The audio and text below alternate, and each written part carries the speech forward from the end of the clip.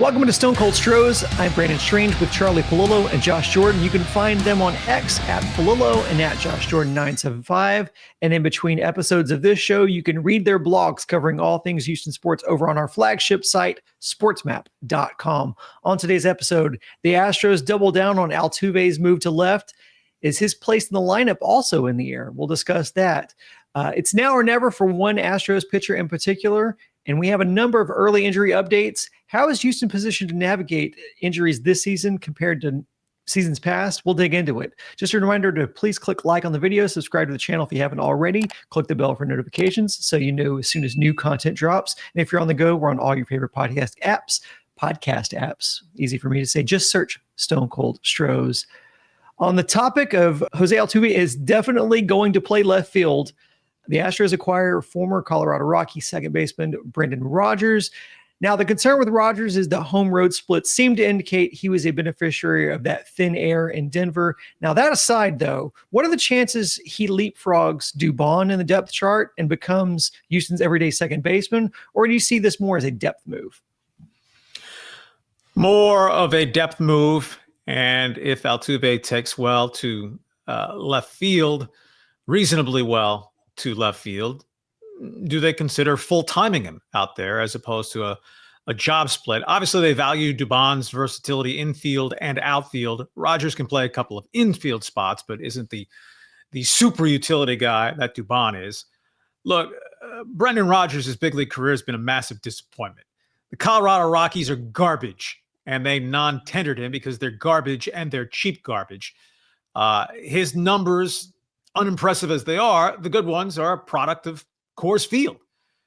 Against everyone away from Coors Field, basically, he's Martin Maldonado offensively. At Coors Field, wow, his OPS was better than Jose Altuve's overall OPS last season. So it's a mirage. But the Astros are taking an obviously no-risk flyer on some baseline of talent. Though, look, the guy was drafted going on 10 years ago, third overall in the draft. Dansby Swanson 1, Alex Bregman 2.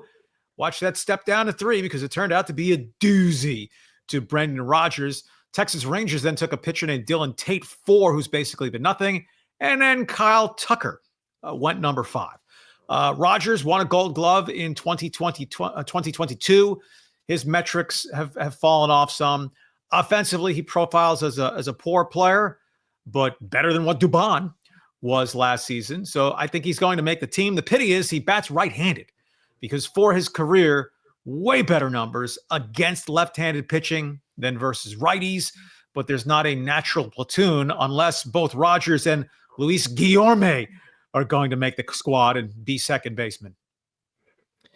The one benefit of him being right-handed is that at least you have the Crawford boxes. If you think he's not that good away from Coors Field, at least you have that cheat code when you're playing at Minute Maid, if you can just squeak it over the wall. I think it's a depth move, but it's also about Dubon here, right? If Altuve does take to left field, Dubon would have essentially been your everyday second baseman. So this allows Dubon to stay in that utility role to where he can play some outfield if you need him to. He can spell some guys at other positions when they need a day off. So I think that gives him some flexibility there. And if Rodgers is decent, he can give that for you. He has a higher on-base percentage for his career than Dubon by quite a bit. You know, factor in the Coors Field stuff all you want, but that is one of the things he gives you there. You know, he's a good glove man, so it's a low risk move. You know, see how they're playing, see how the spring goes, and I don't mind it at all. At least it's another alternative. That they were able to sign him on a minor league contract was a little bit surprising. He did play 135 games for the Rockies, as bad as they were. There would be a roster spot taken away, though, if we, for purposes of just this conversation, slot Dubon at second base and Altuve in left field. Obviously, Jordan is DHing. So there's your 9-man lineup. If you're carrying 13 pitchers, that leaves 4 roster spots. Victor Caratini is absolutely 1. Presumably, Ben Gamel is 2. If Rodgers is 3, that means that not both Zach DeCenzo and John Singleton can make the opening day roster. Josh, it's funny you mentioned the Crawford boxes because Chandler Rome brought up on his podcast how every time the Astros sign one of these guys, and we heard when they trade for Paredes, like, oh, well, the Crawford boxes are there. And we always look to the Crawford boxes as being some sort of savior for some of these guys who don't hit as well. And it's never really panned out to where the Crawford boxes have really been a boon because I think everybody knows about it and kind of pitches around it. Speaking of Chandler's podcast, his contributor on that show, Josh Reddick, which, by the way, if you're not listening to Crush City Territory, we recommend you subscribe to that channel as well. But he had Josh Reddick on his show. Reddick says he'd prefer the team move away from Altuve in that leadoff spot. Now, the team is showing that they are willing to challenge the status quo, which is worth noting. It's going a lot better PR-wise here than it is in Boston at the moment. But what do you guys think about other options in that leadoff spot for Houston? Well, you just hit on the issue. What other options? The Astros have no one else who profiles as a competent leadoff hitter. I mean, Jeremy Pena is really fast, but his on-base percentage stinks. So unless he's going to work a walk-in every once in a while just to break up the monotony, a guy batting 270 who walks 25 times the entire season, you can't have that guy leading off. If Pena, 43 walks playing every day is not good, but that's what he had in 2023. And his walk rate dropped more than 40% last season. He's not a viable leadoff hitter that way. If he'd get on at even a halfway decent number, right, all those little infield hits would take on more value if you're in the leadoff spot, because if you get an infield hit when you're with a runner on second base, you're not driving the run in. And Pena, the bigger bases certainly have helped, but his stolen base percentage improved last season, a career high 20 steals, just caught 6 times. But a 307 on base percentage is crapola for a leadoff hitter. So let's see. Jake Myers can run a little bit. Yeah, right. You'd consider him to lead off. Just whip around the diamond. Yiner, Walker, Paredes, McCormick, Jordan. There's nobody else. No one else that you can with a straight face say, yeah, I think leading him off might be a good idea. The last player to get some run in the leadoff spot was Mauricio Dubon, who was horrible at it. But necessity is the mother of invention. That's when Altuve was down with the broken hand from the WBC the first 6 weeks of the season 2 years ago. For me, I kind of did like Charlie. I looked around at what they have. You have to think, do you think any of these guys can improve? And by these guys, I mean Chas McCormick. He's a 324 career on base percentage guy. He was awful last year. Chas can steal you a base too. Do you think he can improve and get back to what he was? And then I think you could consider him as a leadoff option. For me, Pena makes all the sense in the world. And for all the reasons Charlie laid out, it doesn't work. I see some reasons that it does. Once again, improvement. Can he get back to that 324 on base percentage in 2023? The 43 walks. 43 walks may not sound like a big number, but Jose Altuve, what do you have, 47 walks last year? Pretty much the same number as Pena had the year before that in 2023. So do you think Pena is going to get any better, or is he going to continue to regress? You know, the 20 stolen bases he had, that's nice too. And I think the biggest thing for me is, are you getting the most out of Jeremy Pena by batting him 6th, where he's coming up with guys on base with nobody behind him to protect him, to where pitchers just can slider him to death. And if they walk him, oh well, they'll get the next guy out. If you got Pena hitting first with Altuve, Jordan, Walker, Paredes, and Diaz behind him, he's going to see more fastballs. I think you could get more out of Pena in that aspect. So I would, you got to see how he's playing in the spring. Is he getting on more? Is he walking more? What are you seeing? But if it is improving, if you think he can put up numbers similar to 2023, I would move Pena to the leadoff spot if you think he can recapture 2023 on base percentage, 324, 43 walks. That would be my leadoff guy. I mean, best of an array of weak alternatives, because a 324 on base percentage for a leadoff guy is bad. Altuve was 350 and obviously brings more power at the top of the lineup. And just fundamentally, I don't want my 6th or 7th best offensive player in my lineup coming to the plate the most. Just a quick message. If you're interested in advertising your service or product on our podcast, you can contact our friends on the sales team at houston.sportsmap.com/advertise. The link, as always, is in our description. Now, we neglected to mention this last episode, but pitcher Sean Dubin was shut down from throwing after his shoulder didn't feel right. This week, we also got news that Caleb Ort is being shut down with oblique soreness, and prospect Jacob Melton has lower back tightness. Now, last episode, we got into all of the Lance McCullers updates. We ran out of time to cover this topic, but another big question mark on the pitching staff is the make or break moment for Forrest Whitley right now. Whitley was drafted in 2016 as not only the organization's top prospect, but regarded as one of the league's top prospects. For a number of reasons, things haven't panned out for him to this point. And now he finds himself out of minor league options. So he must make this roster on opening day, or Houston must expose him to waivers. Now, last year, he was 4-1 in the minors with a 2.12 ERA over 33 games. He made his way up to the big club for 3 games. Last season, 3 1/3 innings pitched with 5 strikeouts, but his whip was 2.40. So that's not looking good. What do you expect we'll see from Forrest Whitley this year? This could certainly, having him put together a season for them, would certainly help them, especially in pitching. He's a lock to make the team. Right. A, as you mentioned, out of options. B, they're not teaming with options. And you throw in a couple of guys down, right? We have the 5 pitchers who'll comprise the starting rotation. And as we talked about in a prior episode, they will not need a 6th starter until about 3 weeks into the season. So if you're carrying 5 starters, that means 8 relievers. Good luck coming up with 8 relievers who you'd say at this point are established major league pitchers. So Whitley might at this moment in time slot as high as 3rd in their bullpen after Hader and Abreu.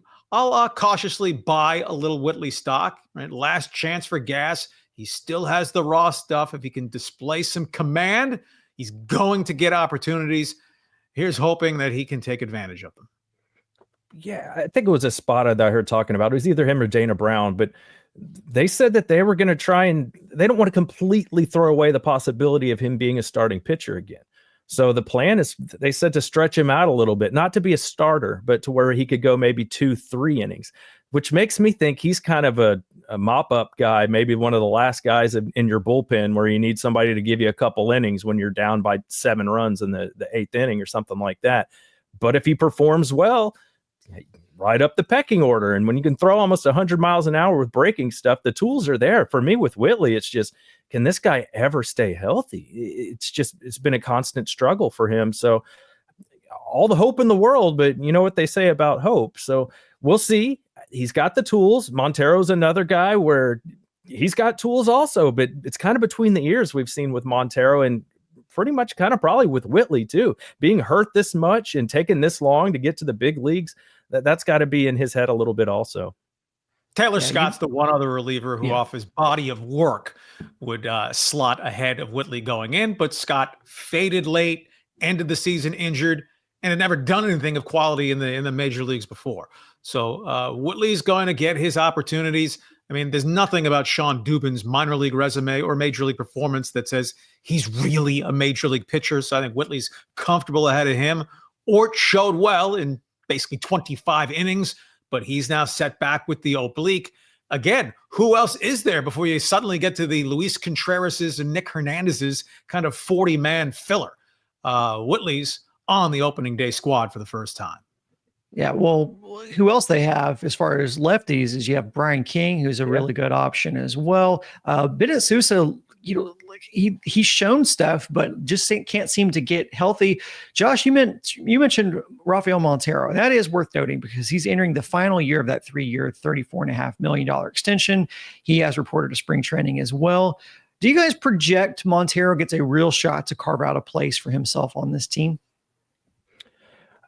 We'll see what the health is of these other guys when we approach, the decision time. But with the amount of money they're paying him, if he's pitching well, they're certainly going to give him a shot. I don't see why they wouldn't. But it's one of those deals where he actually pitched pretty well in the minors last year, and we've seen him in stretches be really good for the Astros. But I've just noticed, especially like when he would go back to Seattle and pitch against his former team in any kind of pressure situation, he would just fall to pieces. And I just worry that he may really show you something in spring when the games don't really matter. And then when you get him in some games that matter, it just, he can't get it done. But, the money's invested there and they don't have a lot of better options. So I think he's going to get a shot. Just count to 8. Hader, Abreu, Scott, Whitley, King. That's 5.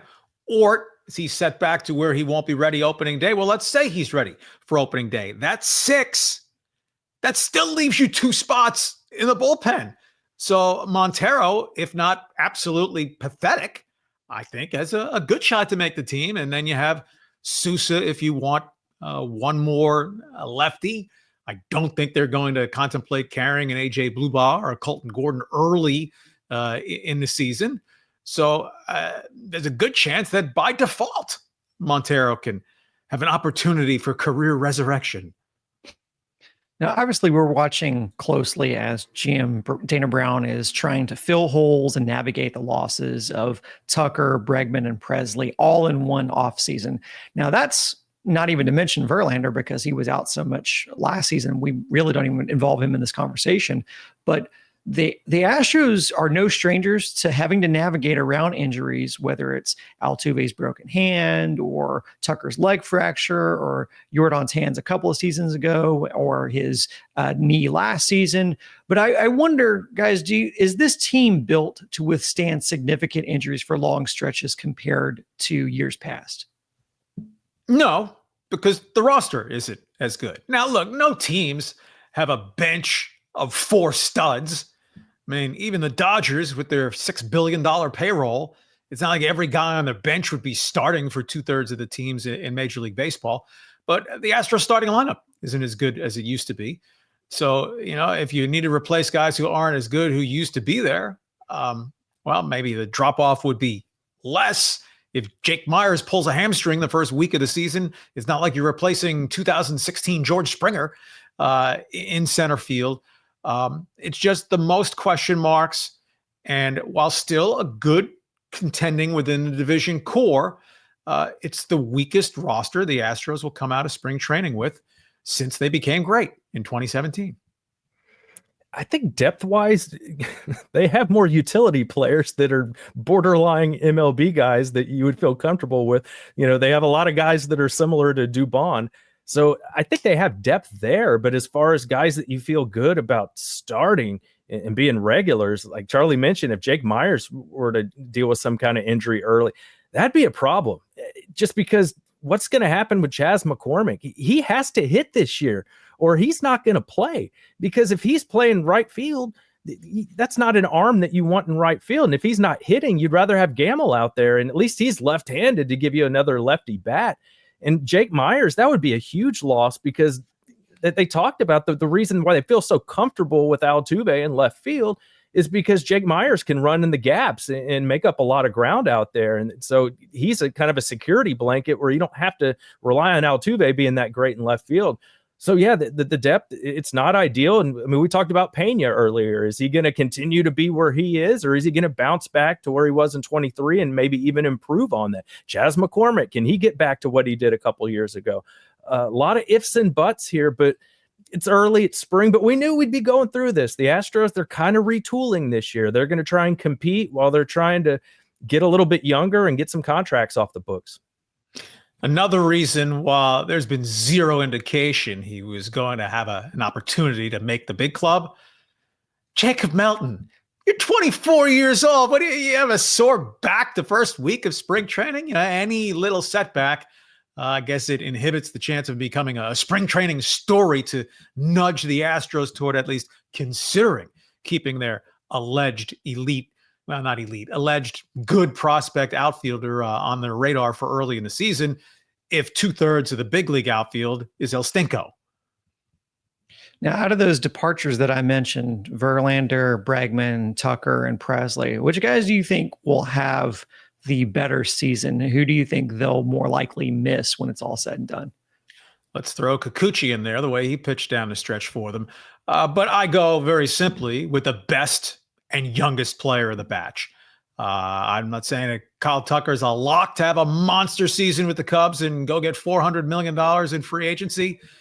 But while Bregman should knock plenty of balls off of the Green Monster, Kyle Tucker's the better player, so he's the easy pick for me. Maybe a decade ago, well, he's transitioning leagues. There's enough interleague play now that I think Kyle Tucker should settle in with the Cubs in the National League Central just fine. So give me Tuck. It's Tuck all day. Dana Brown talked about, he was asked on an interview on the flagship station, like, why do you think the Cubs gave you so much for Kyle Tucker? What do you think the reasoning was there? And then Dana said he's one of the better position players in all of baseball. I think he's tempering that. I'd say he's one of the best position players in all of baseball, but that's why the Cubs wanted to do it. Dana said, why did they do it? He's like, I think they really want to make the postseason this year. And Kyle Tucker's a guy that can really help you out if you're trying to make the playoffs in that 1 year that you have him. So it's definitely Kyle Tucker, because you're not just missing the bat. You're missing the defense. You're missing that arm. If it's Chas McCormick out there in right field, even if he's hitting and with Jake Myers' arm in center and Altuve in left, the defense takes a big hit. Even though there was all that talk about, Tucker's taking a step back defensively, you'd give up anything for that defense in right field right now. The cynic would say if they could just make it back to the postseason, then they won't miss Kyle Tucker at all. Well, and that's what I was going to say too, is the cynic would tell you that Tucker can help you get to a postseason. Can he help you in the postseason? Still remains to be seen. That's going to be it for this episode of Stone Cold Stros. If you're watching on YouTube, be sure to click like on the video. And if you listen on podcasts on apps like Apple or Spotify, please, please, please give us a 5-star rating. Charlie, Josh, and I will drop our next episode on Monday. Make sure you're subscribed to this channel, Sports Map Houston, and our other channel, Sports Map Texans. We drop bonus episodes as news breaks. For Charlie and Josh, I'm Brandon. Till next time, go Stros.